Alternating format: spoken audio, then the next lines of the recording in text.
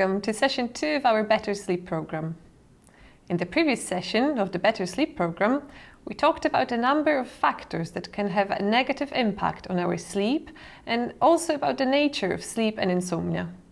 We also discussed a number of beliefs about insomnia, which can often contribute to our sleeplessness. At the end of session 2, we encourage you to challenge your worries about sleep as they appear.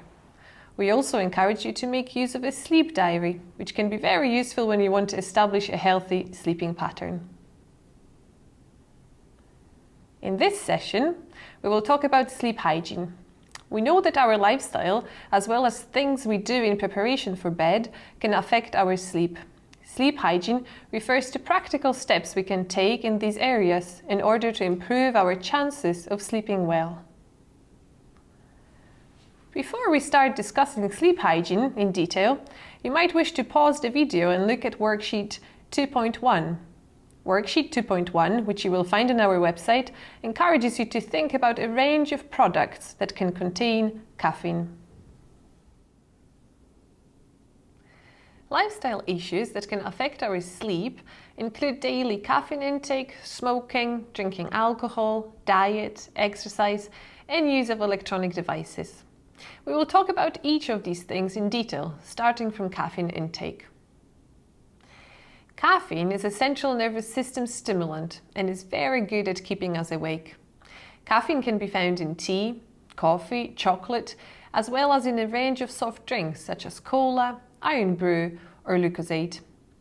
Over-the-counter medicines such as painkillers or flu medicine can also contain caffeine. If you want to find out about specific products containing caffeine, please refer to Worksheet 2.1, which you have completed at the beginning of the session. Caffeine stays in our system for many hours after we consume it, and that's why it's advisable not to have anything containing caffeine after 6 o'clock at night. If you're in the habit of having caffeinated drinks several times a day and you have decided to cut down on caffeine or stop consuming it altogether, it is best to cut your caffeine intake gradually. This will help you to prevent the onset of withdrawal symptoms such as headaches and stomach cramps. Nicotine is another central nervous system stimulant. We often feel that having a cigarette calms us down, but it is worth remembering that the overall effect of nicotine makes us more alert and therefore less likely to sleep. If you smoke, try to smoke less in the evening. Cut out the last cigarette before bed and try not to smoke if you wake during the night. If you quit smoking altogether, it is likely that your sleep will improve as you become gradually healthier. What about alcohol's effect on sleep? Alcohol is a depressant, which means that it slows the function of the central nervous system. A number of studies have found that even moderate quantities of alcohol can disrupt our sleep.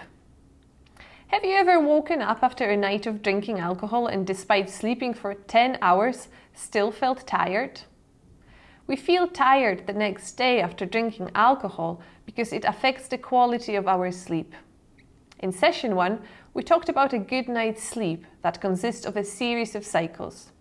Small amount of alcohol in our system can interrupt these cycles, therefore not allowing our body and mind to fully recover from the previous day. As alcohol also dehydrates us, if we drink late at night, we are likely to wake up several times, feeling thirsty and needing to go to the toilet. Drinking alcohol can also lead to serious health issues. If we use alcohol to help us with our sleeping problems, we might become dependent on it.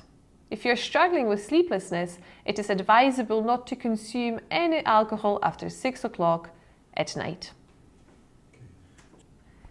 Our diet is also highly important when we are trying to overcome our sleeping problems. A light snack or a milky drink at bedtime can be a good idea, as hunger can sometimes wake us up.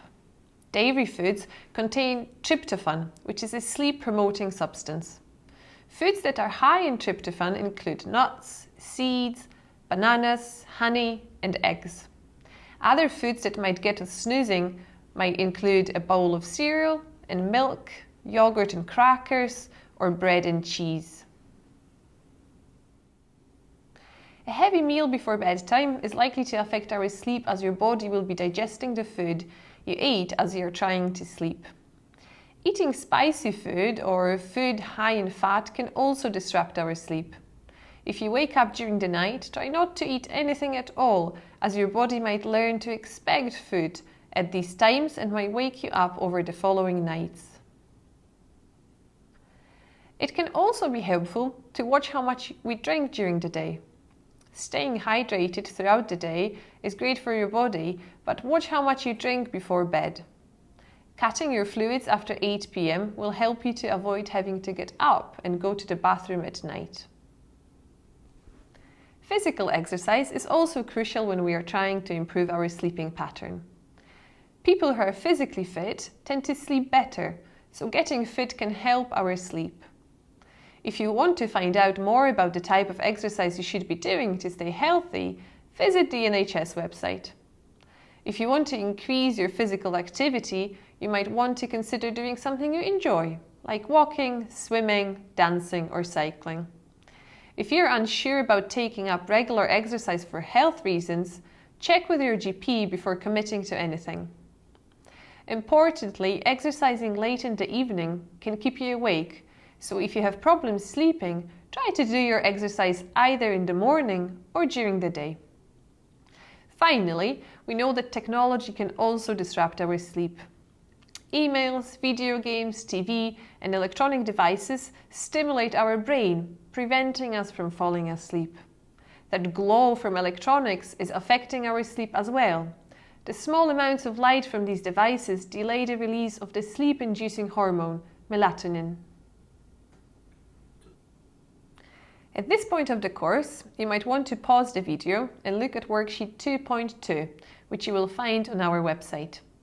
Worksheet 2.2 encourages you to think about changes you could introduce into your lifestyle that could help you sleep.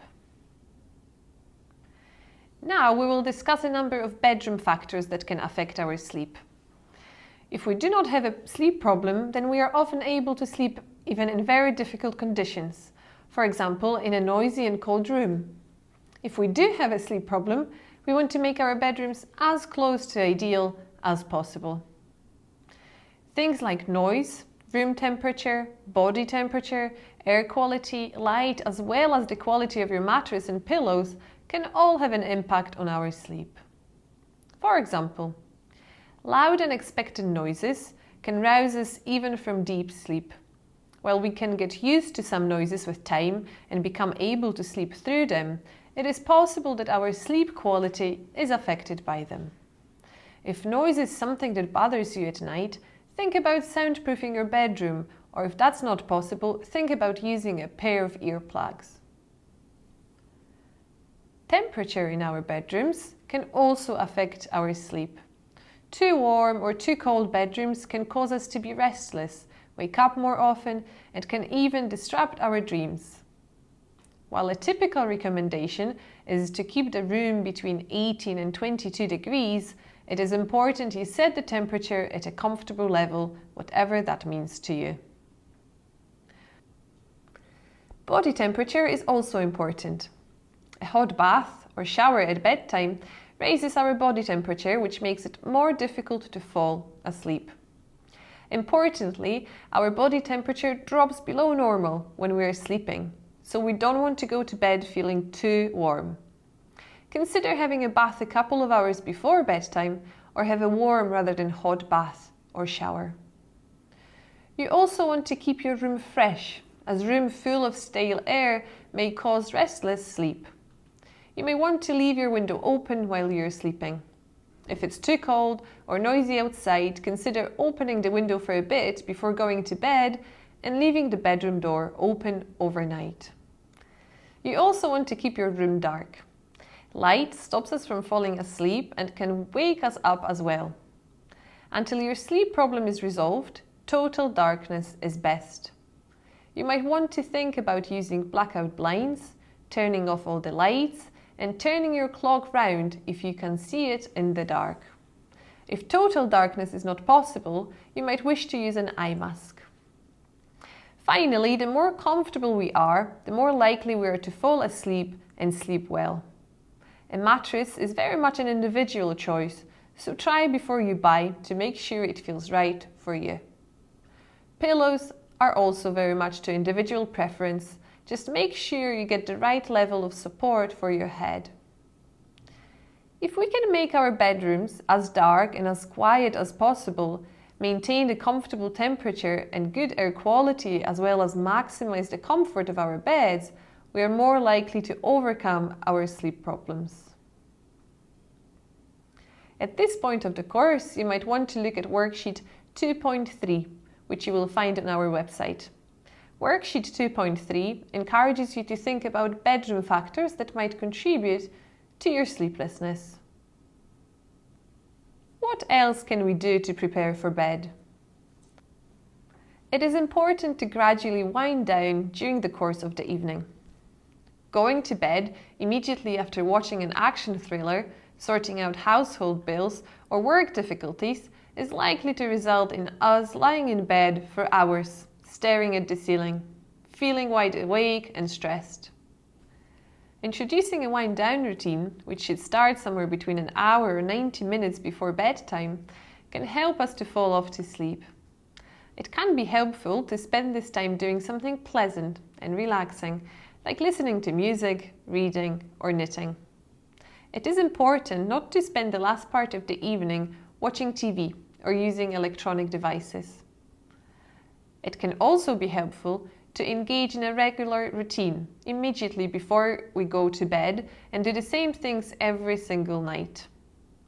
So, for example, just before going to bed, we might have a warm milky drink while reading a relaxing book, then put the cat out, lock the back door, put on our night clothes, brush our teeth, climb into bed, and switch off the bedside lights.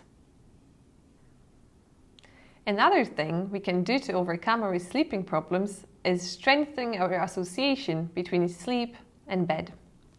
What it means is going to bed only when sleepy tired and using bed for sleep and sex only.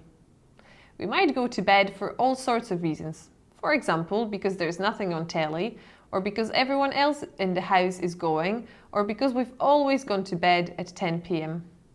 Unfortunately, this might not be helpful, as it might mean that we go to bed when we are not feeling sleepy tired, and we are not giving ourselves the best chance of a good night's sleep. Going to bed when sleepy tired is not the same as going to bed when exhausted, drained, or knackered. We get sleepy tired when we start to yawn, our eyes feel tired or itchy, and our minds feel a bit soft or fuzzy. When we feel like this, we are more likely to fall asleep. Importantly, it is not a good idea to wait even a short while past this time, as we are likely to become more alert immediately after feeling sleepy. It is also important to keep our bed for sleep and sex only.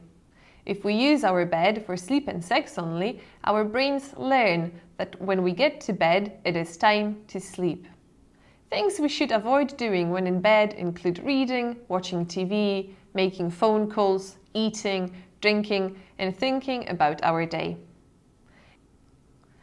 If we have been in bed for 15 or 20 minutes and we are still awake, then it's best to get back out of bed and go to another room. It can be helpful to do something mildly entertaining and relaxing at that time. We might want to listen to music, read, or practice relaxation exercises. We should not return to bed until feeling sleepy tired. If we are still wide awake for 15 or 20 minutes after returning to bed, we should repeat the above steps and do so throughout the night until we eventually fall asleep. If we wake through the night and do not fall asleep again within 15 or 20 minutes, we should do the same. Finally, try not to nap. Day naps or evening naps weaken the association between nighttime sleep and bed and make you less sleepy at night. If you feel sleepy during the day, do something that will help you become more alert, and do not go to sleep before your bedtime.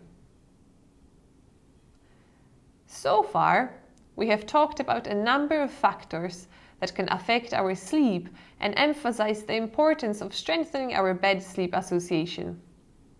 Another thing we could do to help us sleep is to learn how to relax. When we feel physically tense and we keep worrying about things, we might find it difficult to sleep. Relaxation can help us to relieve stress and tension, making us calmer and more comfortable. Being able to relax our bodies is a physical skill that we can all learn. We might often think we are relaxed, especially if we're at home or with friends, in front of the telly or listening to music. However, if we had a stressful day or a stressful month, we might still become very tense without noticing it. When we feel like we need to relax, we might want to take a nice bath, go for a walk, do some exercise, listen to music or read a book. We might also want to practice relaxation exercises such as controlled breathing and progressive muscular relaxation, which we will now discuss.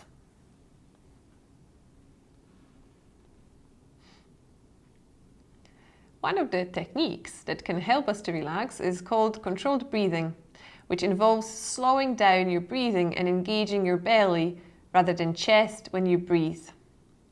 Slow rhythmic breathing helps us to regulate the flow of oxygen and carbon dioxide in our bodies. It also tunes down unpleasant physical symptoms of anxiety we might experience during the day and at night time.